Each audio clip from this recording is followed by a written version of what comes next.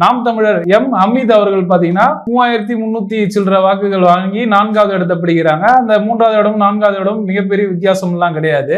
அதற்கு முன்னாடி இந்த தொகுதி 2016 பாத்தீங்கன்னா திமுகவை சார்ந்த திரு பி கே சேகர் பாபு அவர்கள் தான் அந்த தொகுதியை வெல்றாரு. இந்த தொகுதி பாத்தீங்கன்னா ரொம்ப முக்கியமான தொகுதி. இதுவும் ஒரு நட்சத்திர தொகுதி என்றே சொல்லலாம். ஏன்னா 89 தேர்தலையும் 91 தேர்தலையும் திரு கருணாநிதி அவர்கள், தமிழக முன்னாள் முதலமைச்சர் கருணாநிதி அவர் நின்ற ஒரு தொகுதி. அவர் இந்த இடத்துல வெற்றி பெற்றிருக்கிறார். அதற்கப்புறம் பாத்தீங்கன்னா அன்பழகன் திமுக கட்சியில பாத்தீங்கன்னா ஒரு முக்கிய பொறுப்புல, தலைமை பொறுப்புல தொடர்ந்து பல நாட்கள் இருந்தவர்.